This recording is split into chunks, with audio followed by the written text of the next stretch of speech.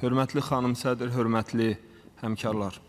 Son illər Prezident İlham Əliyevin həyata keçirdiyi uğurlu siyasət nəticəsində ölkəmizdə makroiqtisadi sabitlik, dayanıqlı iqtisadi inkişaf uğurla təmin olunmuşdur.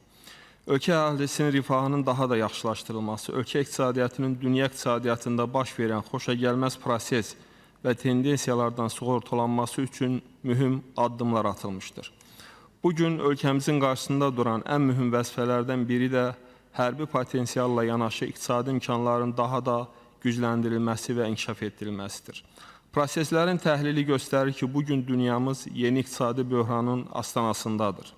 Artıq dünyanın bir sıra ölkələri bu böhranın simptom və acı nəticələrini yaşamaqdadırlar. Prosesi tətikləyən səbəblərdən biri isə neftin qiyməti ilə bağlı baş verən sıçrayışlardır. Bugün neftin qiymətində tez-tez baş verən titrəyişlər heç şübhəsiz ki, dünya iqtisadiyyatına, eyni zamanda ölkəmizin gəlirlərinə də ciddi təsir göstərir. Bu prosesin hələ bir müddət davam edəcəyi ilə bağlı proqnozlar dünya iqtisadiyyatına yaxşı heç nə vəd etmir. Baş verəcək növbəti böhrandan ölkəmizin sığortalanması və vətəndaşların ciddi əziyyət çəkməməsi üçün hazırda dövlət strukturları sistemli və ardıcıl addımlar atmağa davam edirlər. Heç şübhəsiz ki, bu siyasətin uğurla davam etdirilməsi üçün düzgün büdcə siyasəti və büdcə vəsaitlərinin səmərəli istifadəsi olduqca önəmlidir.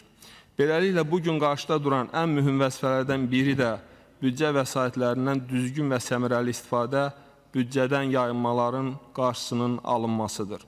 Bu isə öz növbəsində dövlətdən daha çevik, ardıcıl siyasətin və islahatların həyata keçirilməsini tələb edir. Bunu nəzərə alaraq Azərbaycanın müvafiq strukturları iqtisadiyyatın şaxələndirilməsi üçün real addımlar atır. Onu da qeyd etmək lazımdır ki, müzakirəyə təqdim olunan hesabat elmi metodologiyaya və real iqtisadi rəqəmlərə əsaslanır. Ötən müddətdə görülən real işləri, həyata keçirilən mühüm tədbirləri əks etdirir. Eyni zamanda hesabatda əksini tapan rəqəmlər büdcəyə nəzarətin daha da gücləndirilməsi, büdcədən yayındırılan vəsaitlərin büdcəyə qaytarılması üçün palatanın real addımlar atdığını göstərir. Bütün bunlarla yanaşı dövlət qurumları da büdcə vəsaitlərinin səmərəli xərclənməsi məsələsinə həssas yanaşmalı, maliyyə vəsaitlərinin düzgün xərclənməsinə nəzarəti daha da gücləndirməlidirlər.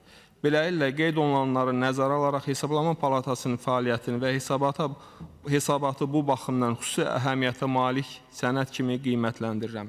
Hesabata səs verəcəm, palataya gələcək fəaliyyətində uğurlar arzulayıram. Diqqətiniz üçün təşəkkür edirəm.